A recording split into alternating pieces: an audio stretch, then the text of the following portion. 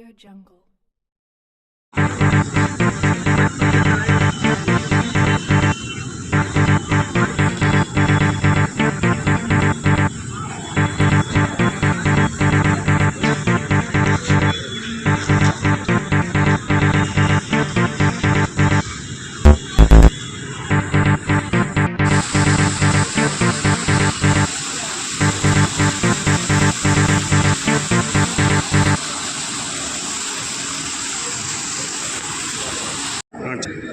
ఈవేళ మన దేశంలో తల్లిదండ్రులు పిల్లల కోసం చేయని త్యాగాలు లేవు.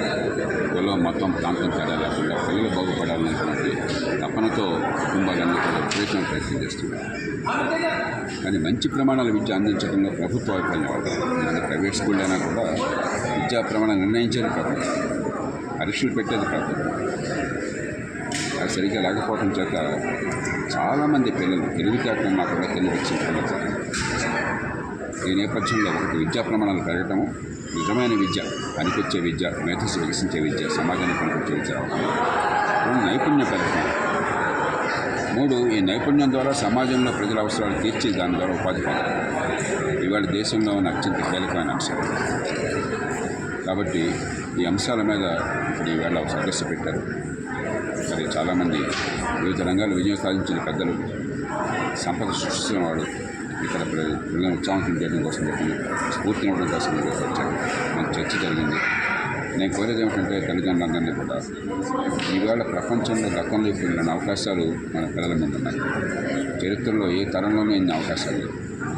వాటి భయానికి గురి కాకుండా పిల్లల సృజన శక్తిని చంపేయకుండా ఆసక్తిని పెంచే ప్రయత్నం చేయండి. ఒకటి మార్కుల మీద, ర్యాంకుల మీద వెనపడలాట కాకుండా మన పరీక్షల్లో మార్కులు, ర్యాంకులు ఉన్నా లేకపోయినా ఏం నేర్చుకుంటున్నారు, నేర్చుకుని ఎలా ఉపయోగిస్తున్నారు, అది అర్థం అవుతుందా, బట్టి పడుతున్నారు, వాళ్ళు సమాజంలో సమస్యలను పరిష్కరించగలుగుతున్నారు, సమాజంలో సంపద సృష్టించడం అంటే డబ్బు సంపాదించడం కాదు. సంపద సృష్టించడం అంటే సమాజంలో ప్రజలకు కావాల్సిన అవసరాలు తీర్చేటువంటి శక్తి, వస్తువులను కానీ సేవలను కానీ ఉత్పత్తి చేయడం, దాని నుంచి ఉపాధి వస్తుంది, దాని నుంచి గౌరవం వస్తుంది, దాని నుంచి తృప్తి వస్తుంది, దాని నుంచి సమాజంలో సంపద పెరుగుతుంది. దాని గురించి పట్టించుకోండి. కానీ పరీక్షలు మార్కులు గురించి చాలామంది తల్లిదండ్రులు చాలా వేదన చెందుతున్నారు పిల్లల చదువు కోసం. అద్భుతమైన అవకాశాలు వస్తున్నాయి వాళ్ళ ప్రపంచంలో, టెక్నాలజీ పెరుగుతున్నది. కాబట్టి పిల్లలకి కొద్దిపాటి క్రమశిక్షణ, కొంత ప్రయత్నం ఉంటే జీవితంలో ఏ రకమైన పోతా ఉండదు. కాబట్టి భయానికి ఆందోళన గురి కాకుండా, పిల్లలు ఒత్తిడికి గురి చేయకుండా, బట్టి పట్టడం, కాపీ కొట్టడం కాకుండా ప్రతిభ వికసించేది, నైపుణ్యాన్ని పెంచేది, సమాజాన్ని పనికొచ్చేటువంటి ఆ నైపుణ్యాన్ని పొందేది, అలాంటి విద్యను ప్రోత్సహించండి. తప్పనిసరిగా పిల్లలు రాణిస్తారు, మీరు సంతోషపడతారు.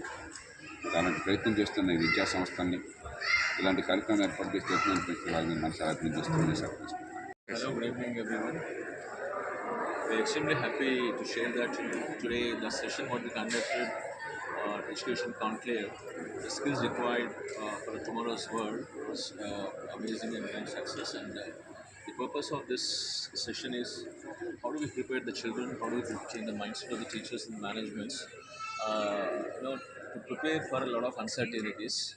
Right, the technology is changing fast, and psychology, cultural shift is moving fast. Obviously, it is time for us to really understand this and change the total ecosystem of education.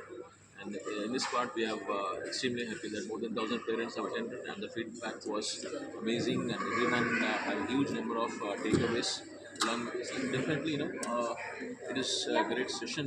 The reason, it is an eye-opener to everyone, and so a lot of Q&A from the parents and students, which really helped each and every stakeholder. Thank you. Parents have attended. Yeah.